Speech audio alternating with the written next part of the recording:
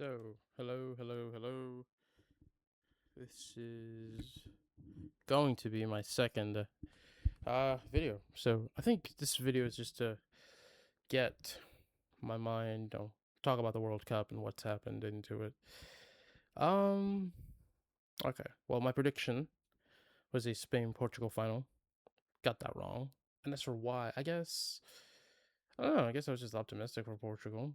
I thought, mm, I should have probably made a fun. Never mind. After the DR Congo game, my hopes for Portugal winning this World Cup died immediately because I don't know why. You know, I thought that Martinez would learn, and frankly, you know what? I didn't think he would learn. I thought that you know it's too late to learn now. It's weird because you would naturally make these. He's been here since 2023, 3 years on. He's making the same mistakes. Nothing is going to change ever. So whatever. After the Congo game, I thought to myself, this team progresses too slowly. These midfielders are, I don't like them. So they would never beat Argentina. And yeah, quarterfinals maximum if they won their group. And I thought that if they, to be fair, I never thought Portugal was going to win the World Cup, but I thought that if they didn't win their group, it would be a round of 16 elimination against Spain, and that's what happened. The Croatia game was whatever. I didn't really care too much for it one way or the other. But yeah, the Spain game. I mean, I saw that goal. I mean, that goal of a flick and then a midfield run from deep, gets the team. It's whatever. And Argentina. Well, I always thought that the team. Well, to be fair, I thought they were going to lose their group, and the biggest reason was because I thought their defense was bad, and it was bad. It has been bad this entire tournament. It's been unbelievably bad, and it's an interesting one because I don't know. It feels a little it's weird. It's weird. A lot of signs of a France 2022 in them, and I thought that they wouldn't win the World Cup because it would just be one game too many. In the previous edition of the World Cup, they would have already won. They would have already beaten England in the final, and they would have won. But now it's one more game, and that was my thing. I thought they would have.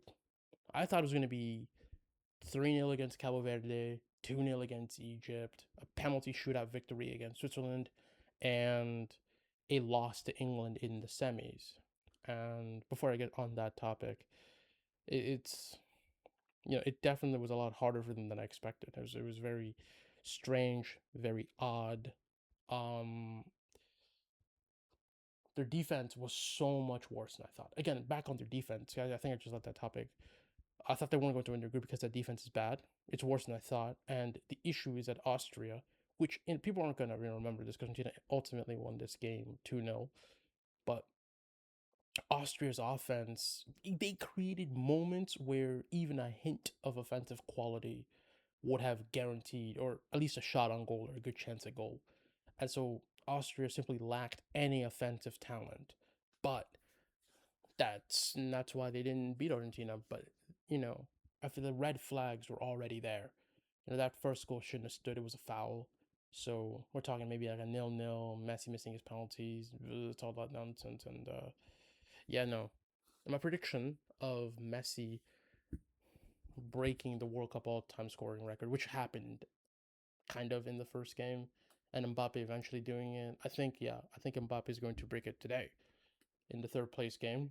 He's going to not just become the top scorer this World Cup, he's going to become the all-time top scorer. So I think he's going to score at least 2 goals. Um, but back on Argentina and England, I expect them to lose to England because, and this is actually going to touch on the topic where recently Simon Jordan and John Terry and Graham Souness talked about this, and basically they argued about who was culpable, the players or the manager or Tuchel. And ultimately, I'm just going to boil down the conversations. John Terry and Simon Jordan said Tuchel's inability to manage the game properly and his decisions is what cost him the game, and he's ultimately culpable. And Graham Souness says, no, the players lost the game. They lost the midfield. He had no confidence in the midfield. He had no confidence. Tuchel, had no confidence in that team being able to get back into the game, and that's why they lost. However, Tuchel picked those players, and he was ultimately culpable. And Graham makes a decent point, but ultimately, I think no, I disagree. I think this team, this English team, was specifically picked for this. He left people rightfully. He left Foden at home. He left Palmer at home. He didn't bring Adam Wharton. All these players, and this team was picked to do a very specific thing: get the ball and get it to Kane, who will play a diagonal and it will run. And that was the entire plan of the team. That was the entire philosophy behind who he picked and who he didn't pick. And, you know, yeah, yeah. And he got into the moment. He got his chance. That's how the goal came. A diagonal out wide. I knew it. I always knew how England were going to score against Argentina. It would be a diagonal out wide. One of Argentina's fullbacks would mess up. And I thought that it was going to be a like a ball into the box and a late run for Bellingham or Kane will be what scored it. And I was wrong in that aspect. Molina, if you watch the goal, he sees Gordon and then he falls asleep and lets Gordon get ahead of him and Gordon scores the goal. I mean, this Argentina defense is catastrophic. It is catastrophic. And yeah, I'll get to my prediction for the Spain game. Um, Ultimately, the point is that Tuchel picked a squad for this express purpose, and he got into the moment where Argentina didn't just want to, but they had to come after them. So this was the moment. You have laid out the trap. It is time for you to spring your trap, and I think Tuchel got scared. That's where I disagree. I disagree with Graham. Oh, these players aren't good enough, but Tuchel picked them for that purpose. And when that moment came, Tuchel got scared. He got scared, and he put in center back to center back after center back to just clog up the box to see the game out like he's playing Mexico. But Argentina is not Mexico. And, Messi didn't really do anything in the first half, up until England scored. Once England sat back, Messi's 39 years old. He's not fast. This isn't a moment that people are going to talk about because, again, it was ultimately offside, but he was super offside against Austria. Like, way offside. He knew he was offside. But he ran anyways to try to, he got the ball, he ran with the ball, and the Austrian defender, who's a good 10 yards behind him, catches up to him and tackles him before he gets the shot off. Again, this was offsides. So it's not going to be any highlight packages. Change your VPN to Brazil, go on Casa TV, and watch the game. It's in the second half. It will be in the second half, yes. So it's in that moment. He's not fast. He's not fast, and he can't handle any sort of. I mean, he can handle pressure, but in the sense of he can't really do much in areas where he doesn't have a lot of space to operate. And England simply said, you know what, 39-year-old Lionel Messi, have the ball. Have the ball. Have the ball under no pressure and just do what you want. And it's like at that point, technique in an athlete is like power in a fighter. You either have it or you don't. And if you have it, it never really goes away. You could have pulled David Beckham down from the stands and he would have let in a wonderful cross. They just let Messi, like, hey, Lionel Messi, you know, express your technique. Messi can't hang in Europe anymore. He's physically shot. He couldn't make it in any top 5 league except Serie A because that league is crap. But in this moment, you're asking for trouble, and ultimately, I disagree with Graham Souness. He thinks it's the players are culpable. I disagree. I think ultimately, Tuchel for this reason, like he picked them for this reason, and he got to the moment where he was able to spring the trap, and he fell apart. He got scared. So no, I do think ultimately Tuchel's culpable. These players, it's not Declan Rice's fault that he's Declan Rice. It's just who he is. Tuchel picked him because of Declan Rice's qualities. And when it's time to use those qualities and really use them, he got scared. So I think Souness is wrong. I think Simon Jordan and what's his face, John Terry were ultimately correct. It is Tuchel's fault. The players are the players. They are who they are. They can't do what they can't do. And, this isn't like a club where Tuchel could have requested these players. This is a national team, right? So you got what you got. And all of the options he did, Tuchel picked these guys specifically. This isn't like a situation where the club overrides the manager and does something. The manager doesn't know how to use these players. So Tuchel picked this squad, and it is his fault and nobody else's. I won't hear it. As for the final, I mean, everything about Argentina that I thought, was right. Their defense is really bad. They're going to play in a compact 4-4-2 mid block. They're weirdly enough a counter attacking team. And yeah, like that. I mean, yeah, I'm right. You know, Spain's weaknesses are Portugal's weaknesses, where most except that Spain, Lamine Yamal hasn't been performing all that well actually, but so their weaknesses are actually kind of similar, where their wingers are kind of weak right now, and their defenders are really bad physically. Their physicality is really bad, and they struggle hard in headers. Now, Argentina has been doing well with crosses, but most of their crosses, let's just stop. There's two kinds of crosses. There are crosses from corners and there's crosses from open play. And the crosses from open play really have come from the other team sitting back and allowing them to do so.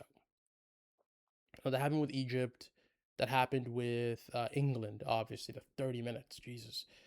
But that's what happened. And with Spain, that's probably not going to happen. Um, even though the one goal that Spain has conceded is a cross from the right onto the head of someone, but CDK is a really big guy, and no Argentinian attacker has that size. But again, you don't have to be big; you just need to get the ball to the player's head. But you know, Spain's center backs are not going to be inconvenienced in the way that they're weak at. They're weak physically. Like they're not going to get muscled by Julian, who's not going to occupy the box. They're not going to get muscled by Messi, who's rarely going to be in the box unless he's like taking a penalty or something. So, their center backs, weirdly enough, their weaknesses in open play shouldn't actually be exploited. But on corners, that's when Argentina can get them hard. Um, I mean, I've never really truly been comfortable with Unai Simon and this and that and this and that. But the winner of this game will be decided probably by Rodri. Um, but as for Argentina, I mean, yikes! Like yikes! This is probably really bad. And I did just to step back. I called the exact way that Spain would beat France. I said that they would do it. It would be easy. It would be comfortable. It would make France look like they don't belong. And I'll get to that in a second.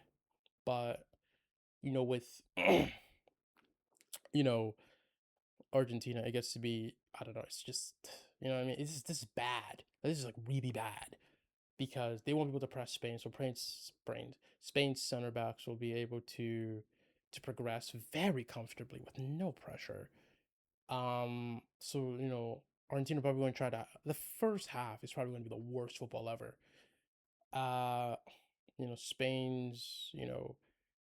Argentina's going to try to nick them. It's going to be like the Uruguay game. It was just terrible. Um, However, I think the issue with Argentina is that they don't. Again, if they had a winger like Di Maria, well, I'll say it would be much easier for them because Spain's fullbacks are not really good defensively. Like Pedro Porro is a terrible defender.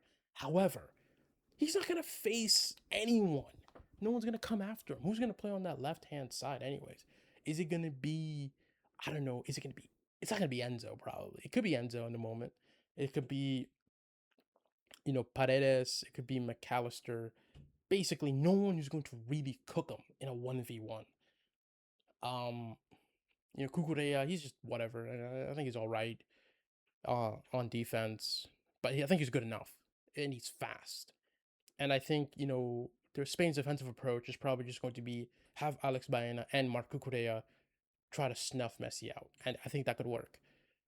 I think where Spain could get got is that Argentina's their midfield isn't really good at keeping the ball, which I'm so surprised by. Like they don't keep the ball well or anything like that. They don't really do much. But what they do is that they are willing runners. They will always run into the box, the late runs, this and that, and this and that, and this and that. People talk about Spain's goal scoring issue being a factor, but everyone who's not completely terrible is going to score against Argentina defense. So that's a non-factor. Um, Lamine Yamal is probably gonna get kicked, harassed, all the above. I think it'll depend. Will the referee take control of this game and give a yellow immediately? He has to. Argentina's been getting away with a lot of, it's not people talking about the disallowed goals and this and that. And frankly, yes, the Austria goals are a scandal. However, it's the little things that compound into big things. Like in the 12th minute against Cabo Verde, there's like a counterattack and Coutinho just grabs a Cabo Verdean player. And it's like, he doesn't get a yellow for that. And, he should have been suspended ultimately for the quarterfinals through yellow card accumulation, but he wasn't. So he didn't. So he wasn't. He played the game and whatever. But that's also the point. Um, Really, this is such a bad matchup for Argentina. Like it's so bad because Spain can be slow, they can be methodical, but that's they're like the Cabo Verde game. But it was like a winger pair of Gavi and Ferran Torres, which is this was not going to be the case. Um, yeah, no, it's pretty poor for them. Um, as for the final, it could very easily be a repeat of the Euro 2012 final. Like Spain should, like ultimately, Spain should win this game like 3-1 and should make Argentina because Argentina will score and they should win this 3-1. They should make Argentina look like France. Like they do not belong on this field with this team. But you know, this core with Scaloni. Scaloni lost Copa America 2019, yes, but this core of players have never lost under Lionel Scaloni. They've won every single competition. And the issue that I have with Argentina is no team, except for Cabo Verde, every single team after Cabo Verde in the knockout stages allowed themselves to be beat. That Egypt defender that stops tracking Romero because it thinks it's offside or whatever. Play to the whistle, son. And Romero gets the header and that game is over. I stopped watching right after that. It's over. Argentina's going to win this game. And then, Mbolo gets himself a red card in the game where I think Switzerland really could have won that game. And then Tuchel throws the game away and lets Argentina play. Every single team, aside from Cabo Verde, have allowed Argentina to win the game. And Spain won't do that. So really, my prediction is Spain wins this game 3-1. However, however, I pick Argentina because until they lose, I'm just not going to bet against them. They just no, I'm just not going to. This is a damn shame. Or Messi's gonna walk out of this with 2 World Cups and 9 Ballon d'Ors. I mean, it's Jesus Christ. This is terrible. Nightmare scenario for a Ronaldo fan, but hey, it is what it is. It is what it is. But yeah. As for, I guess France, it's pretty simple. They play a 4-2-4. Their midfield two is terrible. I always knew that. And I knew that their fullbacks would cost them, and it happened just not in the way that I thought. I thought Luka Dean or Hernandez were going to get cooked by Lamine Yamal, and then a goal would come from that. But it was a penalty situation, and I knew that France's win condition was always don't concede first. If they ever go down to Spain, they'll never be able to get back into the game, and that's what happened. In the middle of the second half, I thought to myself, "Oof, this is terrible." Deschamps, if he was a competent manager, what he would do is get rid of Barcola, get rid of what's his face, Dembele, and put in Marcus Thuram as a striker, a big-bodied striker, and he would have Mbappe and Olise on the wings, and maybe put in, make a midfield three: Kone, Chouameni, Kante, or Kone, Chouameni, and Doué, who likes to, interplay, but always have a big-bodied striker on those Spanish center backs because they can't deal with the smoke. However, Didier Deschamps is incompetent. And in 2018, I remember when France won the World Cup, the talk was this team has won in spite of Didier Deschamps, and that was true. And really, I feel this, like, from what he took over after Euro 2012, and then he up to so it's what the last 14 years. I mean, ultimately, one World Cup and one Nations League, it's unforgivable. Euro 2016 is unforgivable. You cannot lose that game. Not to Portugal 2016. You just can't. You just cannot. 2022 World Cup, his alienation of Benzema, his terrible, approach cost him that game, even though Argentina were the better team at the time anyways, just because of injuries and whatnot. Like, really, injuries is what got him. I think if Pogba and Kante played, they probably win that World Cup really easily. Because Argentina just isn't, they're good, but they're not. I don't know. I'll get to that in a second. But Euro 2020 disaster, Euro 2024 disaster. I mean, it's a failure. It's a failure. It's a failure. This French national team, should have had at least 2 World Cups and 1 Euro, along with the Nations League. But never mind. So back to Argentina. People call this team, a lot of people call this team one of the greatest national teams ever. And so the issue with Argentina is really not themselves, but it's CONMEBOL as a whole. I think with Argentina is, I see them below. They're really good. They're a good team, but how good are they? I don't know, because they haven't really faced any Argentina's best body is still France back in 2022. It's so odd, CONMEBOL is bad. It's weak. It is, aside from Argentina, it is weaker than CAF. Like, the top 5 teams, if you do a CONMEBOL CAF combined, top 5's one Argentina number 1, the rest is CAF. It's just you know what I mean. It's how great someone is really determined by who they beat. Who did they take down to succeed? Spain made it a habit of beating Germany, and Germany was really good. So Spain was already good because they were winning, but they're even better because they made it a habit of beating Germany, who's beating everybody else. So Spain is really good. Argentina are beating who in CONMEBOL? Nobody. They're beating nobody. And it's whatever. It's a good national team. If they win, if they go back to back, ultimately they will be one of the top 5 national teams, maybe one of the greatest ever, period. Maybe like a top 3, because they went back to back of World Cups, and you just have to say, it's like, well, they're just good. But if they don't win this, and what I believe should come to pass, does come to pass, and Spain beats them 3-1, then this entire World Cup it's weird, right? It kind of gets scrutinized. Now, you had an easy path, you run into a serious team that's not going to throw the game away, and then you lose.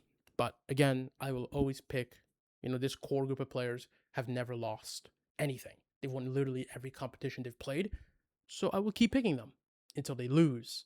And that's just the way it's going to have to be. Well, those are, just what I got on this. Bye.